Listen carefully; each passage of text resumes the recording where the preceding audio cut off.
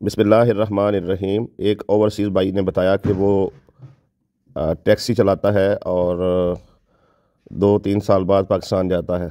लेकिन वो पिछले 16 साल में जब भी पाकिस्तान गया तो उसने देखा कि उसके वालदैन और बहन भाई उसके साथ कोई अच्छा सलूक नहीं करते, ना उसको लेने आते हैं, ना ही उसको कोई प्रोटोकॉल देते हैं, ना ही उसके साथ कोई अच्छा लहजा रखते हैं। बस वो ये चाहते हैं कि जितनी जल्दी हो सके यहाँ से वापस चला जाए और जाकर हमें सिर्फ पैसे भेजता रहे।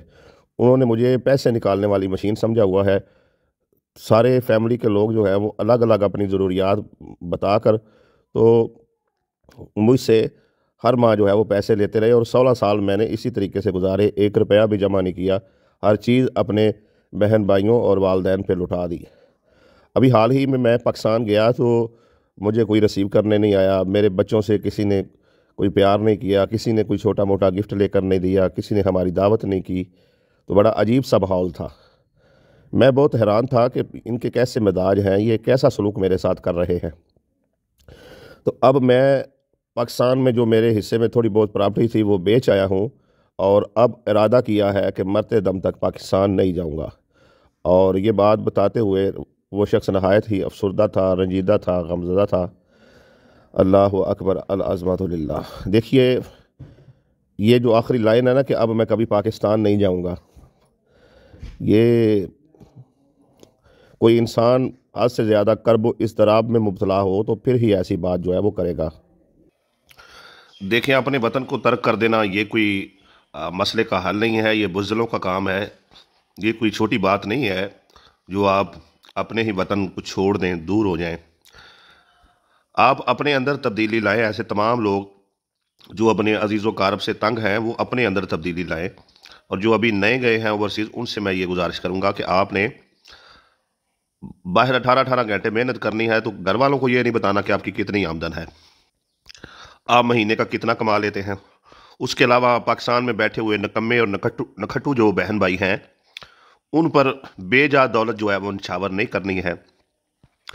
उसके बाद ये है कि आपने अलग से जो है वो अपनी प्रॉपर्टी खरीदनी है। आपका अपना कोई पाकिस्तान में मकान हो, तो जब आप प्रदेश से पाकिस्तान तशरीफ़ लाएं, अपने वतन आएँ, तो जब आप सीधा अपने घर में आएंगे, देखिए आप कैसे दौड़े दौड़े सब रिश्तेदार आपसे मुलाकात को आते हैं, आपको इज्जत देते हैं, आपको प्रोटोकॉल देते हैं।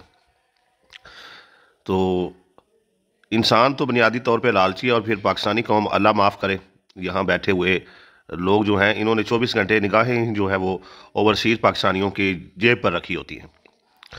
तो खुद को बदलें, ना कि अपने वतन को छोड़ें। ठीक है जी, मेहरबानी करें, अपने वतन को बिल्कुल तर्क ना करें। बेशक इधर लाख कानूनियत है, 100 मसाइल हैं, लेकिन आप अल्लाह से उम्मीद तो रखें, कोशिश तो करें। आपने जो है वो थोड़ी सी तरक्की पाई तो पहला काम आपने ये किया, अपने ही वतन को छोड़ दिया, अपने ही वतन से कल्बी तौर पे दूरी इख्तियार कर ली। देखिए, किस्सा हज़रत यूसुफ अलैहिस्सलाम का हमारे सामने है। उनके साथ उनके भाइयों ने कितने मसाइल पैदा किए, लेकिन आखिरकार उन्हीं भाइयों को तस्लीम करना पड़ा कि बेशक हज़रत यूसुफ अलैहिस्सलाम को अल्लाह ने इज़्ज़त अता फरमाई है।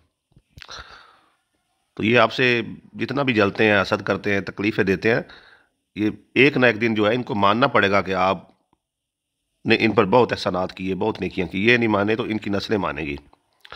बिलफर्ज आप कहते हैं जी ये कोई भी नहीं मानेगा, इनके दिमाग ऐसे हैं, ना ये मानेंगे ना इनकी औलाद मानेगी। तो कोई बात नहीं, आप सब्र करें, अल्लाह ताला आपको साले औलाद अता करेगा, इस तरीके से अजर मिल जाएगा। आपके रिज़्क़ को बढ़ा देगा, इस तरीके से अजर मिल जाएगा। तो आपने अपना वतन नहीं छोड़ना है, तर्क ना करें, अपनी चीज़ें कुछ सेपरेट कर लें और पाकिस्तान से जाते हुए अपना अकाउंट जो है वो खुलवा के जाएं। आप उधर मिसाल के तौर पे 5 लाख रुपया कमाते हैं तो उसमें से दें अपने अम्मी अबू को 20-30 हज़ार रुपया खर्चा दें, कोई बात नहीं है, मना नहीं कर रहा, जितना आपको अच्छा लगता है। लेकिन सेविंग बहुत ज़रूरी है, अपनी अलग से सेविंग करें अपने अकाउंट में। जिसने अपनी अलग से सेविंग की, अपनी अलग से प्रॉपर्टी खरीदी और ज़रूरत से ज़्यादा जो है वो फैमिली पर खर्च ना किया, वही निजात पाएगा। अब बाज़ दोस्त ये कहते हैं कि एक तरफ फैमिली जो है वो उनकी ज़रूरियात है और एक तरफ ये हर वक्त जो है वो माँ यही कहती रहती है, पुत्र मैं तेनों बड़े मुसीबत नाल पाले, बड़े औखे होके पाले, ए छोटे भरा नूं फलानी शै लै दे, छोटी भैन नूं हर वक्त ये करती रहती है। ठीक है ना जी। तो एक बेटा जो है वो पाकिस्तान में बैठा है और फ्री बैठा है, काम ही कोई नहीं करता, 12 बजे सोया हुआ उठता है, और एक प्रदेश में और 18-18 घंटे काम कर रहा है, और माँ जो है वो 18 घंटे काम करने वाले बेटे से पैसे हथिया कर वो दूसरे बेटे बेटियों को देती है, जुल्म करती है। गलत है ये। कोई दुनिया का कोई मुफक्कर, कोई आलम कुछ साबित करे ना, ये कैसे ठीक है? ये एक बंदा बिल्कुल वेला रहे और दूसरे का सारा माल वो हड़प कर जाए, वो मेहनत करे 18-18 घंटे और प्रदेश भी काटे, माँ बाप से दूर, बहन भाइयों से दूर, अजीज़ कारब से दूर, रिश्तेदारों से दूर, ठीक है जी, अपने वतन के रस्म व रवाज से दूर, तहजीब व तमद्दन से दूर, वो उधर बैठा प्रदेश में 18-18 घंटे काम कर रहा है, और पीछे से माँ बाप इमोशनल ब्लैकमेल करके तो उसकी सारी दौलत जो है वो लूटते रहते हैं। कोई मकान बनाया तो वो हथिया लिया, कोई प्रॉपर्टी बनाई तो वो हथिया ली, बैंक बैलेंस था तो वो हथिया लिया, जब पाकिस्तान आए तो कोई बड़ी फरमाइश डाल दी, कोई वरासती ज़मीन है तो उसे कहा कि भाई तुम्हें तो अल्लाह ने बहुत दिया है, अल्लाह ने दिया है, तो कहाँ कहाँ से ये कहा है भाई अल्लाह ने कि जो वरासती ज़मीन आपके किसी भाई को मेहनत करके उसने ज़्यादा पैसे कमा लिए हैं तो आप उसको ना दें, उसे देने पड़ेंगे। तो खुदा रहा ओवरसीज़ भी अपनी गलतियों को दुरुस्त करें, और बाज आएँ हद से ज़्यादा जो है खर्च करने पर, अपनी आमदन बताने पर, और ये कोई मसले का हल नहीं है। बुज़दिलों का काम है अपना वतन छोड़ के भाग जाना। रहें आप परदेश में, वो भी आपका घर है, मैं मना नहीं कर रहा, लेकिन ये भी आपका घर है। घर को संवारें। आप पूरे मुल्क को नहीं बदल सकते तो कम अज़ कम अपने आप को तो बदल सकते हैं। अपनी सोच बदलिए, अपने आप को बदलिए, अपना खर्च करने का तरीका बदलिए, इंशाल्लाह ज़िंदगी बदल जाएगी।